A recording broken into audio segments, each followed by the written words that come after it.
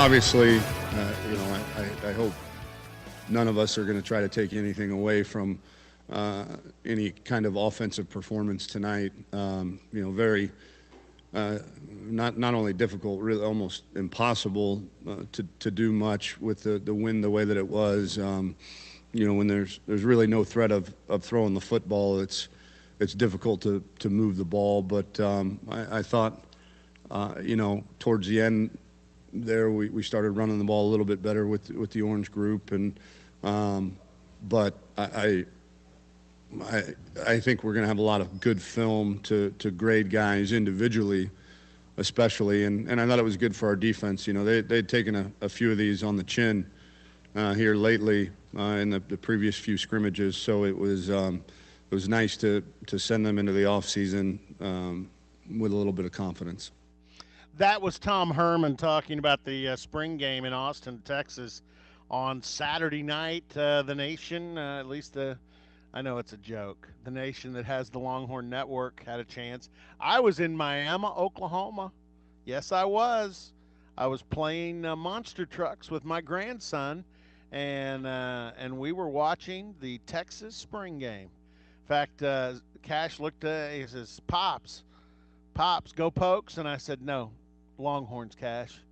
Not the right orange, Longhorns. Hey, joining us, a man that covers those Longhorns and does it quite well. And you might hear him on SXM with the guys there from time to time. And you could hear Chip Brown anywhere because everybody in the world knows Chip Brown. Groundbreaking, story-breaking journalist, and like I said, covers the 40 acres down there at Texas. Chip joins us now. Chip, I assume you were in the box, not freezing your arse off last Saturday. Oh yeah, I'm too old. I'm too old to freeze my arse off, Robert. You know that. Okay. I tuned in. I tuned in expecting Sam Ellinger to throw the ball up and down the field, and Colin Johnson to make big plays, and Keontae Ingram, and I've heard so much about Jordan Whittington from Cuero. Now I did see enough of him to be impressed, but I also had heard how bad Texas was defensively, and it was going to be a work in progress. And I came out of that thinking that that Texas defense is like the steel curtain, but I guess Mother Nature helped him out. Yeah, I think Mother Nature helped him out, and I think you're in these spring games, you're out looking for just flashes, right? You want to see glimpses of playmaking that would translate beyond a spring game into a regular season game. And for Texas, replacing its front, really it's front eight on defense when you include nickel, PJ Locke, both corners. And then all the guys up front. That's a lot of leadership, a lot of experience walking out the door. They've got guys who've played, but not guys who've had to command a role and lead. And so that's really what I was looking at on Saturday night, was some playmaking on defense that could translate. And I think, there's some glimpses. Keandre Coburn at nose tackle is explosive. Malcolm Roach, who's finally settled into a role at defensive end, is a load. And at linebacker, Jeffrey McCullough, for a guy who doesn't fit the prototype of the weak side rover linebacker in Todd Orlando's defense, he intercepted a pass, ran it back 32 yards, broke up another pass down the field on a wheel route against Keontae Ingram. And Malcolm Roach told me it was probably McCullough's fifth interception of the spring. That's a guy who just knows where to be, has a sense, and plays with a good football IQ. They need that. That's where Gary Johnson played last year. And then Deli Adeoye in the middle, a couple tackles behind the line of scrimmage, including a sack. That's the stuff you want to see. And then Jalen Green at corner, you lose Chris Boyd, you lose Devontae Davis. You're probably going to start with Anthony Cook and Jalen Green at corner. I thought Jalen Green was quietly the star of the game. He's a long corner who just doesn't allow much separation. And granted, Colin Johnson was not out there, but everything that was asked of him, I thought he passed with flying colors. So I think this defense has a chance to be pretty good. They're going to have to, define some roles, some leadership, but I thought McCullough and Roach showed some leadership on the sideline, and they'll get Brandon Jones and Caden Stearns back at safety, and those two guys are difference makers. Not just difference makers, but and I can't speak for Braden Jones, although I know he's a hell of a football player. But I can speak for Caden Stearns because I know him a lot better, having known his older brother Jordan that played here. And right. The thing that Caden's gonna lean to the defense as well is leadership. Caden Stearns I know he's young. I know he played last year as a freshman, and I assume Jones is very similar. Those guys missing and getting them back in the fall is big because as young as they are, they're probably the guys that stir the drink. They're the straws. Yeah, I mean, I think Brandon Jones coming back was huge because he became such a big-time playmaker last year. And then, Caden Stearns showed as a freshman All-American last year that he can be a special player. And I think B.J. Foster, who moves into that nickel role, replacing P.J. Locke, that guy has a nose for the ball. He had a couple of sacks in the Oklahoma game in October of last year. Was able to get after Kyler Murray. And, there's a lot of ingredients, Robert. It just has to come together. And it'll come together over the summer. It'll come together in the weight room, and then it'll come together against Louisiana Tech and LSU to open the season. So we'll see if they're, good enough at that point to challenge an LSU team that some people are probably going to pick to be in the national title mix. Yeah, and I'll give you a hint on some. Saturday, I was up in Miami, and I was at NEO junior college's scrimmage that morning, and LaRon Stokes, who was an all-conference player there a year ago and transferred in mid-year at OU as a defensive end, had a sack in OU spring game on Friday night, and it was not a very defensive-oriented spring game. It was the premiere of Alex Grinch's defense. Wasn't as good as I know Alex wanted it to be. But I was talking to LaRon because in that game he was playing three technique, and he's a 260-pound defensive end. I said, LaRon, what'd they have you playing three tech for? And he said, Mr. Allen, he goes, we're thin. He goes, I may be playing. They told me I may be playing defensive tackle this fall.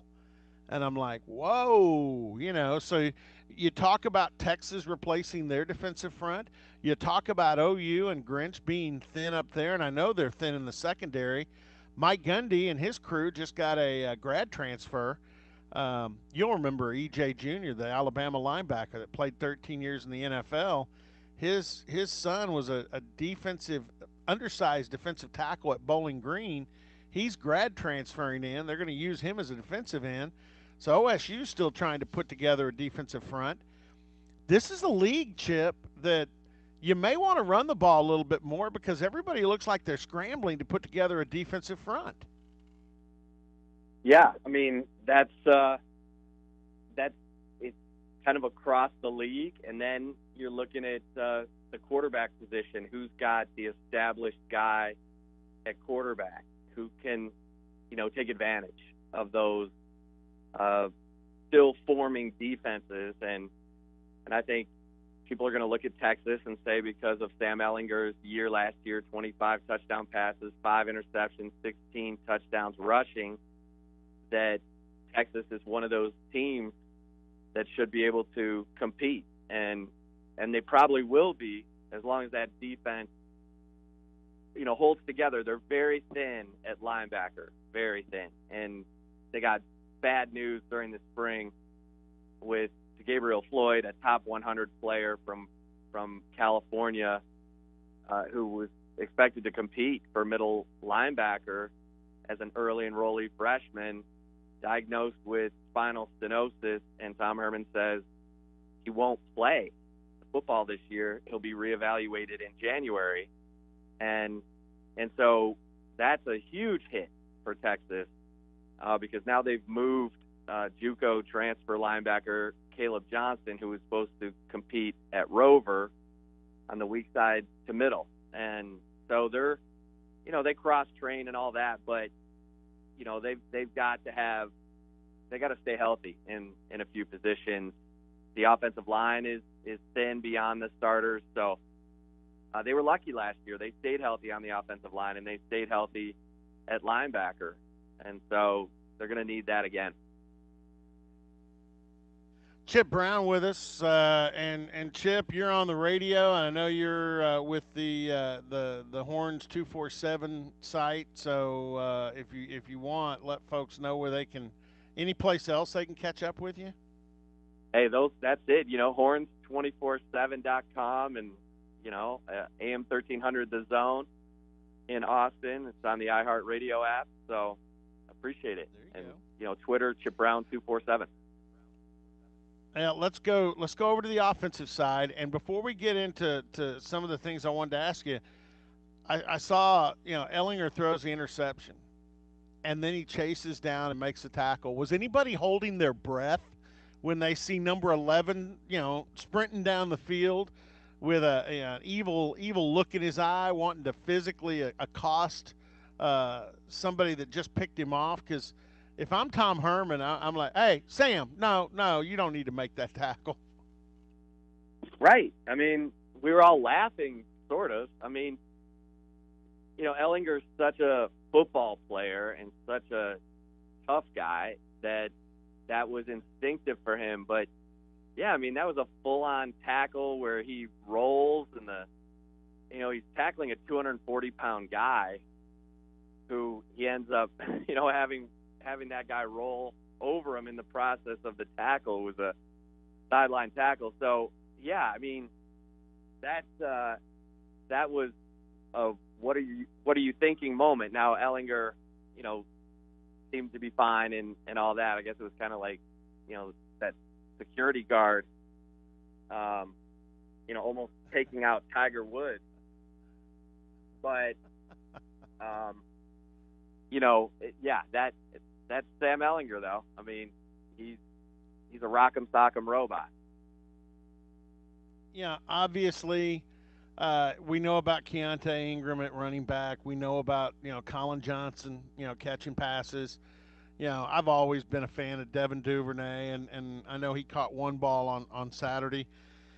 But when you talk about playmakers, two of the most dynamic are those new guys. I mean, Jordan Whittington, he lit it up Saturday night, and then we didn't really see him light it up, but we hear so much about the USC transfer in Brew McCoy. I'm guessing Texas feels like he got his eligibility, didn't he?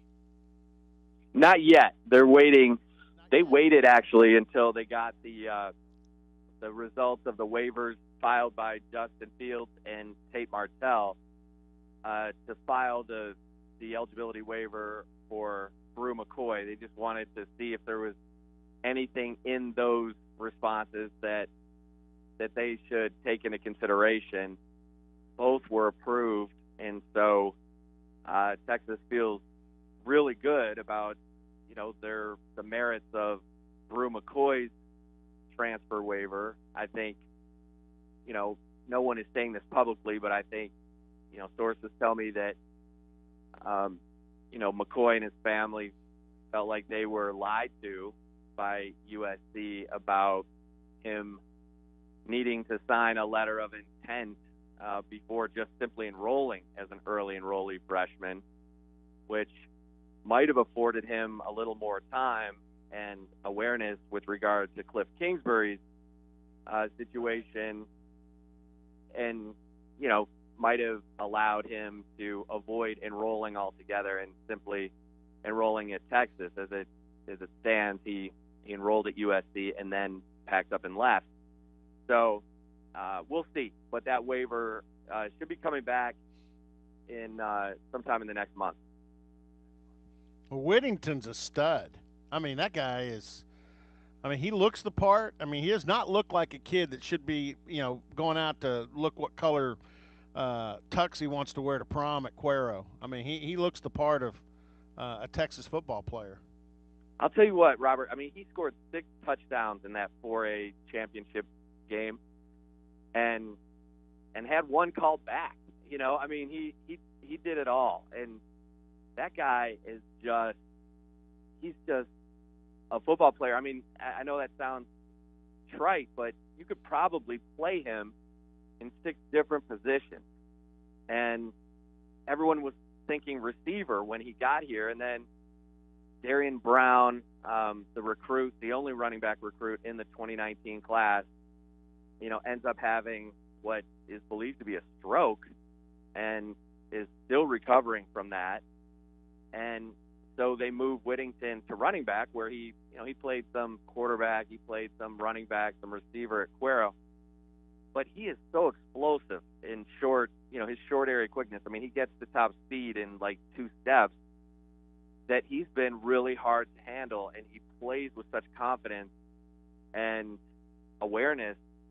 I mean, he looks like he's going to be an impact guy for Texas, which lost Trey Watson, their leading rusher from last year, and a guy who really came through for them in the Sugar Bowl. He had 18 carries for 91 yards, caught passes that mattered, and Whittington can catch the football. So you got to think that their 1-2 punch will be Keontae Ingram and Jordan Whittington, and that they may not lose much with the loss of Trey Watson. Chip Brown, we'll wrap it up. I mean, I know it's spring games. You can't put a ton of stock into them. Oklahoma had theirs, Baylor, Tech. I mean, everybody finished this weekend, I think, except I know Oklahoma has a practice on Tuesday. Iowa State's practicing this week, no spring game. Oklahoma State's practicing this week, and they'll have an open practice on Saturday. But getting close to the end, and I know it's way early. We're going to talk about this kind of stuff all summer long, but and a lot of people around the country believe it's going to be a rematch of the Red River rivalry at Jerry's World like it was last year. Any thoughts on the Big 12 in general that you're just like, man, I got to throw this out. This is too good. They'll be talking about this the rest of the day. Or is it pretty much what everybody thinks? Well, I think, I think Texas and Oklahoma are the teams to beat in the Big 12. I don't think I'm breaking any news there. No. I'm real curious to see what Matt Wells can do at Tech, because I felt like if Alan Bowman doesn't get hurt and miss the K-State game, Tech probably wins that game, and Cliff Kingsbury's still the coach there. Now, Kingsbury's a coach in the NFL, so it may have worked out for the better for Cliff, but I felt like Cliff was finally getting it figured out with David Gibbs as the defensive coordinator. So how much can Matt Wells take of what he inherited and be a factor? I think Matt Rule's going to be really good. I think Baylor's going to be good. I mean, I think Baylor's going to be a problem because Charlie Brewer is a difference maker, a quarterback. Rule's done a good job of identifying talent and developing talent from that absolutely mess of a situation that he took over. What's Neil Brown got out at West Virginia? That's a bit of a mystery, but Oklahoma is going to move the football, and if Texas's defense can come together, and then Oklahoma State, they're a bit of an enigma too, and that's going to be interesting. I mean, it always seems like there's a game or two on the schedule that you think is a win that turns into a nightmare. So that's the Big 12, and who can survive it. I'm about to really sit down and get into the schedules and try to put together a way too early Big 12 finish here, but I think it's going to be fun. I don't think you want to overlook, and then Iowa State. I mean, I haven't even mentioned what Matt Campbell's got going there with Purdy at quarterback. So I think it's going to be a lot of fun. I think Oklahoma and Texas are the teams to beat, but there's going to be some tough Saturdays. Hey, Chip, we appreciate it always, and let me know if I can help the other direction, and we will talk to you soon. You free tomorrow morning? Or Wednesday just morning? let me know what time. I'll call you. Just let me know what time. All right. All right, brother. We got it. You're the best. All right. Thanks. All right, Chip. Chip Brown from the Zone down in Austin, and also Horns 247.